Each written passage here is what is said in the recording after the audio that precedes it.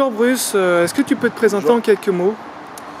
Tout simplement, je m'appelle Bruce Nkango, 32 ans. J'ai commencé le foot à 8 ans. Et je continue, là je suis plutôt sur la fin que vers le début. On va dire, dans mon parcours pro, je suis passé, on va dire, par l'AS-Cannes. J'ai fait l'AS-Cannes, SCO d'Angers, Cherbourg, Red Star et 2-3 autres clubs en Suisse, enfin un club en Suisse. Après à l'étranger, j'ai joué en Angleterre, en Écosse, Turquie, Roumanie, Albanie et c'était plutôt des bonnes expériences. Qu'est-ce que tu retiendras justement de ces expériences? Selon les pays, c'est différent de ce que j'ai pu connaître en France. Après, ce qui est un peu normal, puisque là-bas c'était des D1, alors qu'ici j'ai plutôt évolué. J'ai évolué une fois en Ligue 2, mais sinon c'était plutôt du national. Donc les préparations de match les prépas de match sont pas pareils, les entraînements sont un peu plus intensifs. Tout ce qui est cadre de vie aussi est différent. Donc voilà. Après au niveau des pays même, c'est complètement différent. On va dire l'Angleterre, voilà, j'étais pas trop désorienté comparé à ici parce que le football, on le connaît tous. Et la ferveur qu'il a là-bas, je pense que c'est celle que j'ai le plus appréciée parce que voilà, l'Angleterre, c'est la terre du foot. Après, il y a des pays comme l'Albanie, je pense que le pays le moins connu que j'ai fait. Je suis quand même resté 1 an et demi là-bas, 2 ans. 2 saisons, c'est plutôt pas mal passé. Là-bas aussi, il y a de la ferveur, mais c'est différent. C'est un autre pays. C'est un autre pays. Et après, il y a la Roumanie, la Turquie et la Bulgarie aussi, qui, eux, ont vraiment une connaissance footballistique quand même. Faut le dire. Et d'ailleurs, il arrive fréquemment que certains clubs de ce pays-là sont dans les poules de Champions League. Donc voilà. Et sinon Bruce, comment tu es arrivé au club du SC Beaucouzé? C'est une petite histoire en fait. J'ai eu mon dernier contrat pro en Écosse. Je suis rentré en France. J'avais des contacts avec des clubs avec qui ça s'est pas fait, dont Rouen pour un aspect financier, qui était justement aussi en DH. Donc voilà. Le coach de Rouen connaissait François Masson, qui est à Beaucouzé. Coach adjoint et joueur aussi. Et du coup, sachant que moi j'étais d'Angers, il m'a demandé avec qui je m'entraînais. J'ai tout simplement dit je garde la forme de mon côté tout seul. Et donc voilà, puisque je connais pas grand monde. À la base, je suis pas angevin. Et donc à partir de ce moment-là, il m'a demandé, il m'a dit qu'il connaissait François Masson, que je connaissais depuis 15 ans.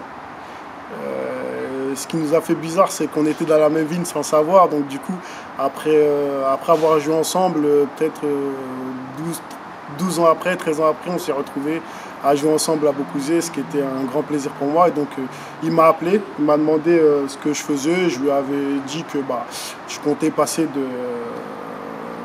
on va dire, dans le monde amateur calmement pour pouvoir aussi passer mes diplômes d'éducateur et tout ça. Et donc du coup, ça s'est fait comme ça avec Beaucouzé. Donc du coup, après, François Masson nous a présenté, m'a présenté à Lionel et de fil en aiguille, c'est passé. Et qu'est-ce que tu retiendras de cette expérience à Beaucouzé? C'était une très belle expérience. Ça faisait, on va dire, moi j'ai quitté le monde amateur, j'avais 13 ans, puisque je suis rentré au centre de formation à l'AS-Cannes à 14 ans. Et plein de bonnes expériences. C'était une bonne expérience. C'est plein de bonnes choses. On vient tous du monde amateur, donc après on le quitte pour certains plutôt que d'autres. Et là, de l'avoir retrouvé, au début c'était bizarre, puisque c'est des choses que j'avais plus revues depuis l'âge de 13 ans. Mais il y a vraiment beaucoup de bons côtés. Et dans le club en lui-même, il y a beaucoup de bons dirigeants, je m'entendais bien avec tout le monde.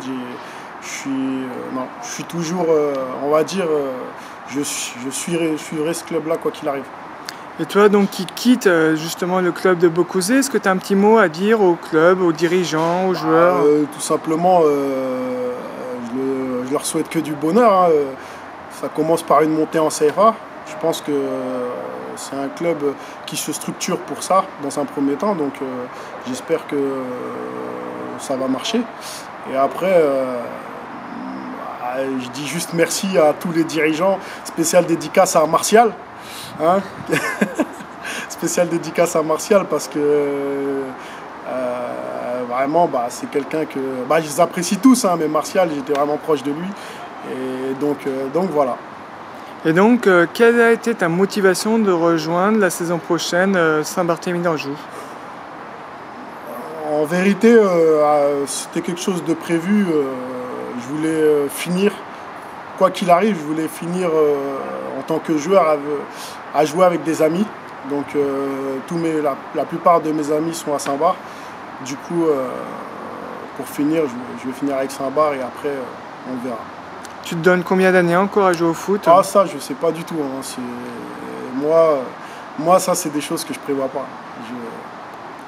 Je vis au jour le jour. Et sinon, Bruce, qu'est-ce que tu peux nous dire sur les différences qu'il y a dans le monde pro entre en France et à l'étranger? Selon les pays, parce qu'à l'étranger, par exemple, c'est différent d'être en Angleterre et en Turquie ou en Roumanie. Et en France aussi notamment. Du coup, moi, je suis parti à l'étranger, j'avais 26 ans, je crois, à peu près, juste après le Red Star. J'ai commencé par l'Angleterre. J'arrive là-bas, ça n'avait rien à voir à ce que j'avais connu déjà en France. Au niveau des entraînements, déjà, on va dire que le mercredi, là-bas, il n'y a jamais d'entraînement. Tous les matchs sont samedi. Le mercredi, il n'y avait jamais d'entraînement. Mais par contre, eux, ils ne sont pas dans le calcul 48 heures après le match, il faut récupérer. Non, ils ne sont pas dans ce calcul-là. C'est-à-dire qu'il m'est arrivé la veille de match qu'on fasse des oppositions parce que le coach voulait que tactiquement voir son équipe, l'équipe type qu'il voulait aligner, et de faire des oppositions de 30 minutes et à intensité vraiment de bonne qualité. Du coup, l'Angleterre, c'est vraiment space pour ça. C'est-à-dire qu'il va peut-être avoir que 4 entraînements dans la semaine, lundi, mardi, jeudi, vendredi, mais les 4 vont être intensifs. Les entraînements vont peut-être être plus courts, c'est-à-dire un entraînement qui va durer 1h30 en France, peut-être que là-bas va durer que 50 minutes, mais peut-être que même 1 heure. Mais par contre, ça va être 1 heure d'intensité différente que ce que j'ai pu connaître en France, quoi. Et après, là-bas, il faut savoir que moi, quand j'étais là-bas, j'avais jamais eu une mise au vert, à part quand on allait jouer super loin. Sinon, jamais eu une mise au vert. En France, en national aussi, en général, il n'y en a pas trop, mais je sais qu'en Ligue 2, par exemple, il arrivait certains moments où il y en avait. À l'étranger, en Roumanie, Turquie, Bulgarie, il y en a, quoi qu'il arrive. Qu'on joue à domicile, à l'extérieur, il y a des mises au vert. Donc, chaque pays a son approche de la compète et c'est totalement différent. Du coup, moi aussi, il y a des mises au vert que je préférais. Il y en a que, voilà. Par exemple, en Angleterre, j'ai adoré, j'ai aimé tout ce qui était partie football. La seule chose que j'aimais pas trop, c'était de jouer à 15h. Parce que mon corps était tout simplement pas habitué. Jouer à 15h, pour moi, était compliqué. Parce que j'avais l'habitude, justement, à cette heure-là, de faire ma sieste. Car en France, on a l'habitude de jouer à 20h, voire 20h45. Donc voilà. Par contre, ce qui était bien, c'est que dans certains pays comme la Turquie, par exemple, c'était plutôt 20h, 19h, voilà. Donc voilà, après, d'un aspect tactique, on va dire, c'est pareil pour chaque pays à sa philosophie. Hein. L'Angleterre, il n'y en avait pas trop. Moi, je me rappelle, étant joueur offensif, je suis arrivé là-bas, le coach avait mes qualités. Le jour de mon premier match, la seule chose qu'il m'a dit, c'est si je te vois faire une passe en arrière, je te sors. Donc du coup, il m'a dit, tu fais ce que tu veux. Moi, je préfère que tu percutes 10 fois, que tu perdes 8 fois le ballon, mais les 2 fois que ça amène à quelque chose. Donc voilà, tandis que c'est vrai qu'en France, on a plus tendance à avoir des coachs en tant que joueur offensif qui nous font penser directement au travail défensif, à plein de choses comme ça. Et c'est vrai que pour avoir joué en France, par exemple, en tant qu'ailier, et pour avoir joué en Angleterre en tant qu'ailier aussi, c'est totalement différent. C'est-à-dire que j'étais beaucoup plus libéré en Angleterre qu'en France. En Angleterre, avant de recevoir le ballon, je pensais déjà à l'aspect défensif, parce que je sais que si je ne me repliais pas, on allait me rentrer dans la gueule, tandis qu'en Angleterre, c'était non, c'est du one and one. Donc voilà. Et après, dans les autres pays où j'étais, je jouais vraiment attaquant neuf. C'est différent. Quand tu es attaquant neuf, même en France, je pense que tu as moins ce souci-là. Donc voilà. Et qu'est-ce que ça t'a appris, le monde pro, hein? Qu'est-ce que tu en retires? J'en retiens, ça c'est un peu plein de bonnes choses, hein, parce que voilà, quand on commence le foot, on veut tous le but d'être pro au final, hein. Donc voilà, après il y en a qui le réussissent, il y en a qui réussissent pas. Moi par exemple, j'ai réussi à jouer en D1 dans certains pays. En France, j'ai pas réussi. Ça veut pas dire que à l'époque il y avait moins de qualité que certains. Il y a tout, il y a la réussite, il y a l'étoile, il y a la chance, il y a la volonté, il y a plein de choses qui font que voilà. Sauf que depuis certaines années en plus qui se mélangent.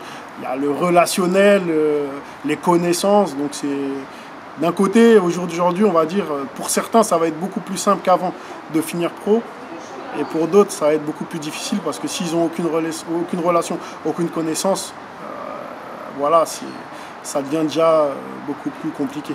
Et qu'est-ce que tu pourrais justement dire aux jeunes qui aimeraient peut-être devenir joueur professionnel? Il y a juste une chose. Il faut travailler, il ne faut rien lâcher, il faut y croire. Il faut croire en ses qualités. Il faut croire en ses qualités. Moi, quand je suis arrivé à Beaucouzé, je l'ai dit à plein de jeunes. Parce que je pense que voilà, il y a plein de jeunes qui ont plein de qualités, et donc il faut y croire, hein. Moi, on n'est pas obligé de passer par un centre de formation, encore plus aujourd'hui, pour finir pro. Aujourd'hui, avec la médiatisation, tout va beaucoup plus vite, dans les deux sens, mais tout va vraiment beaucoup plus vite. C'est-à-dire qu'en 3 matchs, on peut se retrouver en National Ligue 2, comme en 4-5 matchs, on peut se retrouver enterré, donc du coup voilà. Rester aussi lucide, hein. Ah ouais, ça c'est la base. Après, il y a aussi l'entourage. Il faut savoir s'entourer, il faut savoir écouter les bonnes personnes, il faut savoir rester, on va dire, soi-même, sobre, et ne pas attraper, surtout, je dis ça pour les jeunes d'aujourd'hui, ne pas attraper le melon après avoir fait 2-3 bons matchs. C'est-à-dire que, voilà, c'est totalement différent de faire 4 bons matchs et après une saison, on va dire, assez faible, que, on va dire, faire que des bons matchs. Comment tu vois l'évolution du monde professionnel? L'évolution, on va dire que ça a drôlement changé, hein.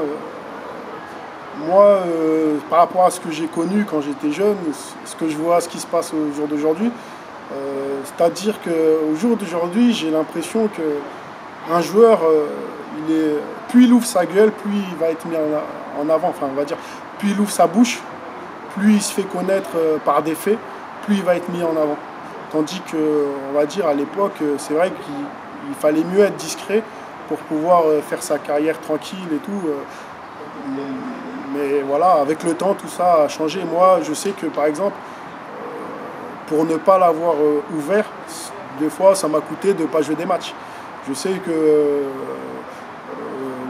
il est arrivé en Ligue 2, en préparation de match, j'étais titulaire. Et le matin du match, on m'apprenait que en fait, je commençais sur le banc en Ligue 2 parce que pour la gestion du groupe, il fallait que, voilà, pour le bien de l'effectif, certains étaient mécontents, il fallait que je sois remplaçant parce qu'il fallait qu'ils débutent eux. Et donc, c'est vrai qu'aujourd'hui, ça marcherait plus, je ne pourrais plus l'accepter. Donc du coup, moi je sais que ça, à ce niveau-là, ça a beaucoup évolué quand même. Ça a beaucoup évolué. Et comment tu vois aussi les jeunes qui débutent dans le milieu du foot, où tu leur as dû, qu'est-ce que tu peux nous dire par rapport à ça, toi qui as été professionnel il y a quelques années? Par moments, ils s'entourent très mal quand même, hein. Ils s'entourent très mal, hein. Moi, quand je vois certaines choses qui fuitent à travers la presse et tout, je me dis, moi-même, je suis choqué. Je veux juste parler, voilà, l'affaire Aurier, c'est des choses qui ne doivent jamais arriver, quoi. Ça, c'est des choses que je sais que moi, par exemple, c'est quelque chose qui n'aurait pas pu m'arriver. Après, voilà, la différence entre le foot d'avant et aujourd'hui, c'est que voilà, il a fait cette affaire-là, il a fait d'autres choses encore. Il est toujours là. Voilà, il est toujours là. C'est comme ça, c'est comme ça, c'est comme ça. Et donc, voilà. Après, c'est vrai qu'en France, on est beaucoup dans la gestion de groupes et tout ça. Moi, qui ai joué en Angleterre, c'est vrai que ça se passe pas comme ça. En Angleterre, voilà, ils se prennent pas la tête avec tout ça.